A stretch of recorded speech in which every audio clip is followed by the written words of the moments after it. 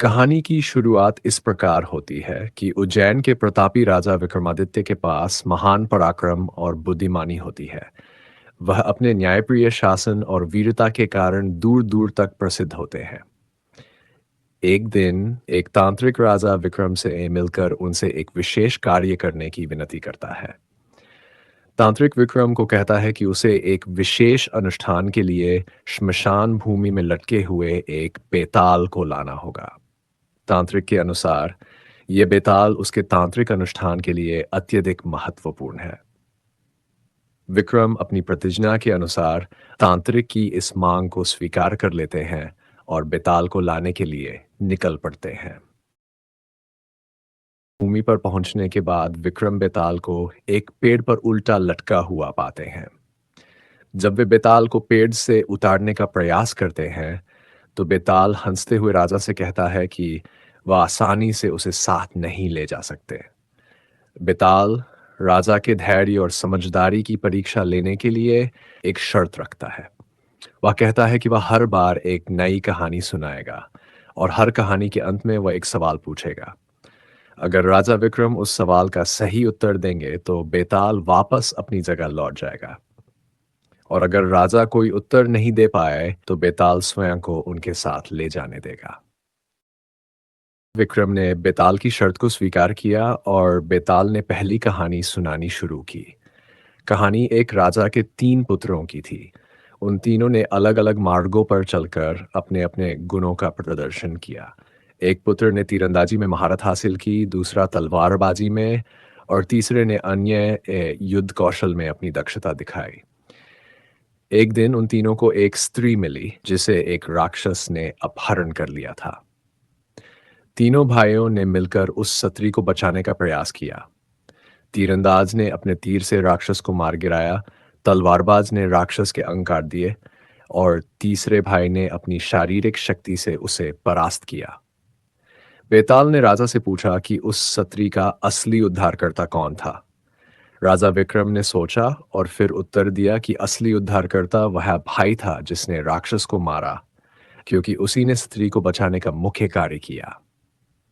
राजा का यह उत्तर सुनकर बेताल ने उनकी बुद्धिमानी की प्रशंसा की, लेकिन शर्त के अनुसार बेताल फिर से पेड़ पर जाकर लटक गया। फिर से बेताल को पेड़ से उतारा और बेताल ने दूसरी कहानी सुनानी शुरू की। यह कहानी एक राजा और उसकी 3 रानियों की थी। राजा की तीनों रानियां उसे बहुत प्यार करती थीं, लेकिन राजा का सारा ध्यान केवल एक रानी पर था। दूसरी दोनों रानियां अपने मन में जलन और दुख महसूस करती थीं। एक दिन राजा गंभीर रूप से बीमार हो गया और उसकी जान बचाने के लिए एक विशेष दवा की आवश्यकता थी। केवल एक व्यक्ति जो सच्चे मन से राजा को प्यार करता था, वही उस दवा को ला सकता था।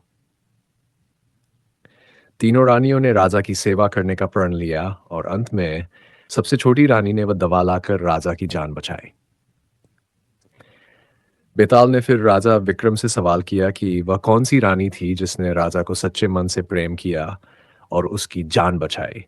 विक्रम ने उत्तर दिया कि वह सबसे छोटी रानी थी, क्योंकि वही थी जिसने अपने प्रेम को प्रमाणित करने के लिए राजा के लिए जीवन और मृत्यु के बीच संघर्ष किया। इस उत्तर से बेताल फिर से वापस अपनी जगह लौट गया। विक्रम को अनेक कहानियां सुनाई और हर कहानी के बाद वह एक कठिन सवाल पूछता था। राजा विक्रम हर बार बुद्धिमत्ता से उत्तर देते थे, लेकिन बेताल हर बार वापस अपनी जगह लौट जाता था। यह सिलसिला तब तक चलता रहा जब तक राजा विक्रम अपनी समझदारी और धैर्य से अंतिम कहानी का भी सही उत्तर नहीं दे देते। बेताल ने एक बेहद जटिल और गूढ़ कहानी सुनाई। यह कहानी एक ऐसे राजा की थी जिसने अपने राज्य की भलाई के लिए अपनी जान देने का संकल्प लिया था। इस कहानी में बेताल ने राजा से एक ऐसा सवाल पूछा जिसका सही उत्तर देना बेहद कठिन था। राजा विक्रम ने गहराई से विचार किया और सही उत्तर दिया, जिससे बेताल ने उनकी भी प्रशंसा की।